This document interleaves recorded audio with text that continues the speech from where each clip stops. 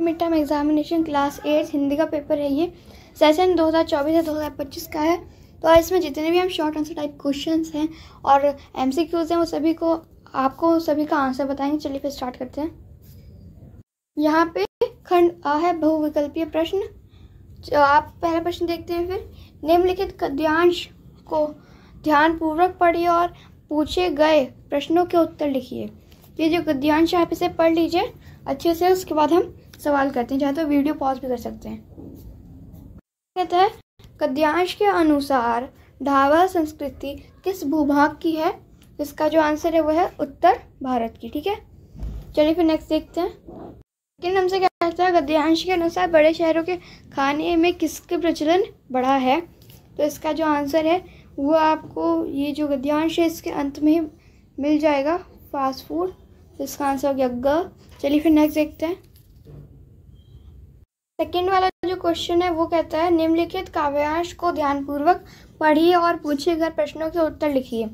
तो आप एक बार इसको जो ये काव्यांश दे रखा आप एक बार इसको पढ़ लीजिए, फिर हम क्वेश्चन देखते हैं, फिर आपको उसके आंसर बताएंगे। तो पहले पूछा है काव्यांश के अनुसार ये धागे क्यों है मेरे आगे पीछे में मेरे शब्द किसके लिए आया है? तो इसका आंसर होगा कठपुतली के लिए। ठीक है, फिर नेक्स्ट हमसे कह रहा है काव्यांश, ये सेकंड वाला, काव्यांश में मुझे मेरे पाँवों पर छोड़ दो के माध्यम से कवि क्या कहना चाहते हैं? तो जो इसका आंसर है वो है इन्हें तोड़ दो। ठीक है, नेक्स्ट देखते हैं। 3 क्या कहता है निम्नलिखित व्याकरणिक प्रश्नों के उत्तर लिखिए। इसमें पहला देख लेते हैं हम, निम्नलिखित में से शुद्ध शब्द छांट कर लिखिए। तो इसका आएगा ख। ठीक है, इनको देख लेते हैं। नीचे दिए गए विकल्पों में व्यक्तिवाचक संज्ञा पहचानिए। तो इसका आंसर है बालक, ख सही है इसमें। चलिए फिर नेक्स्ट देखते हैं। तीसरा कहता है निम्नलिखित में से सौभाग्य व शब्द का विलोम बताइए। तो इसका आएगा दुर्भाग्य। उसका नेक्स्ट कहता है चौथा, मीठे फल में विशेषण के भेद की पहचान बताइए। तो आपको पता ही होगा, इसका आंसर होगा गुणवाचक विशेषण। नेक्स्ट देखते हैं। चौथा प्रश्न है निम्नलिखित गद्यांश को ध्यानपूर्वक पढ़िए और पूछे गए प्रश्नों के उत्तर लिखिए। ठीक है, तो ये जो गद्यांश आप इसे पढ़ लीजिए, फिर हम इसके क्वेश्चन देखते हैं। पहला है गद्यांश के अनुसार एक टायर फिस करके कहाँ बैठ गया? तो इसका आंसर होगा ग, पुलिया के ऊपर। ठीक है, नेक्स्ट हमसे पूछता है गद्यांश के अनुसार अगर बस स्पीड में होती तो क्या हो सकता था? तो इसका आंसर होगा ख, उछलकर नाले में गिर जाती। ठीक है, नेक्स्ट देखते हैं। तीसरा हमसे पूछ रहा है गद्यांश के अनुसार लेखक ने कंपनी के हिस्सेदार को किस भाव से देखा? उसका घ, श्री भाव से। ठीक है, चौथा देखते हैं क्या कहता है, इसे तो क्रांतिकारी आंदोलन का नेता होना चाहिए। गद्यांश में लेखक ने किसके लिए कहा? तो जिसका आंसर है वो होगा कंपनी के हिस्सेदार के लिए। और अगर आपने ऊपर वाला क्वेश्चन देखा होगा ये वाला अच्छे से, तो आपको इसमें दिख रहा होगा कंपनी के हिस्सेदार। ठीक है, तो इसका आंसर इसी क्वेश्चन में से मिल गया है। चलिए फिर नेक्स्ट क्वेश्चन देखते हैं। नंबर 5, निम्नलिखित काव्यांश को ध्यानपूर्वक पढ़िए और पूछे गए प्रश्नों के उत्तर लिखिए। ये जो काव्यांश आप इसे अच्छे से पढ़ लीजिए और उसका तो नीचे जो क्वेश्चन है उनको देख लेते हैं। इसमें जो पहला है वो हमसे कह रहा है काव्यांश के अनुसार एक देश की धरती दूसरे देश को क्या भेजती है? तो इसका आंसर होगा सुगंध। उसके बाद दूसरा है काव्यांश के अनुसार एक देश का भाप दूसरे देश में क्या बन जाता है? तो इसका आंसर होगा ख, पानी। ठीक है, नेक्स्ट देखते हैं। तीसरा हमसे कह रहा है काव्यांश में सुगंध शब्द के लिए किस क्रिया का प्रयोग किया गया है? तो इसका होगा तैरना, ग। उसके बाद है एक देश की धरती दूसरे देश को सुगंध भेजती है। काव्यांश के अनुसार हम तो केवल, तो इसका आंसर होगा का।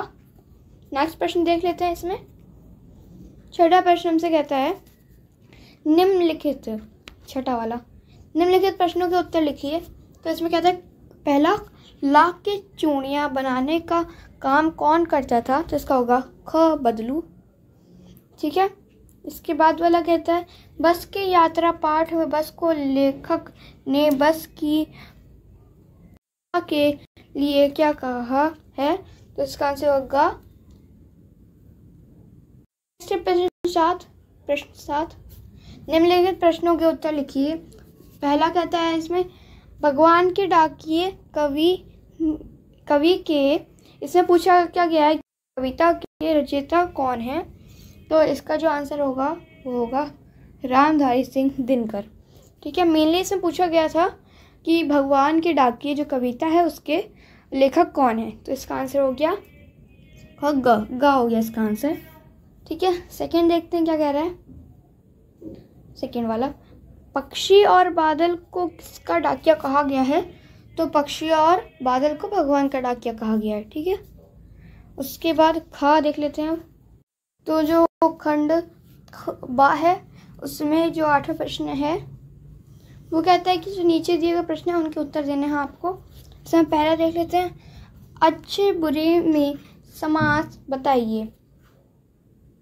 समास, दुर्गम समास। ठीक है। उसके बाद नेक्स्ट देखते क्या कह रहा है, मानसिक शब्द में प्रयुक्त मूल शब्द और प्रत्यय लिखिए। तो इसका जो आंसर होगा वो होगा, एक सेकंड लिखिए, मूल। इसने कहा मूल लिखो तो पहले मूल लिख लेते हैं। मूल के लिए क्या होगा, मास। मूल के लिए क्या होगा, मास होगा। और प्रत्यय के लिए क्या होगा, प्रत्यय के लिए होगा एक। ठीक है। तो इसका उत्तर हो गया। चलिए नेक्स्ट देखते हैं। इसमें दांश शब्द का संधि विच्छेद कीजिए। ठीक है।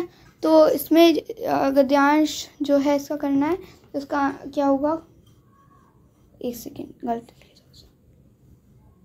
गद प्लस अंश, ये होगा इसका उत्तर। चलिए फिर नेक्स्ट वाला देखते हैं। सुगंधित फूल ले आओ, वाक्य में विशेषण छाट कर लिखिए। तो इसका जो होगा वो दूर से दिख रहा है, विशेषता बता रहा है क्या चीज़, सुगंधित। ठीक है। तो ये उसका उत्तर हो जाएगा। उसके बाद 9th क्वेश्चन से जो क्वेश्चंस हैं उनके आंसर थोड़े लंबे हैं इसलिए वो आपको नहीं बता रहे हैं, लेकिन आपको हम ऐसे ही पेपर दिखा देते हैं। ठीक है। ताकि जो बच्चे नेक्स्ट ईयर इस वीडियो को देखेंगे उन्हें पता चले कि लास्ट ईयर क्या क्वेश्चंस आए थे।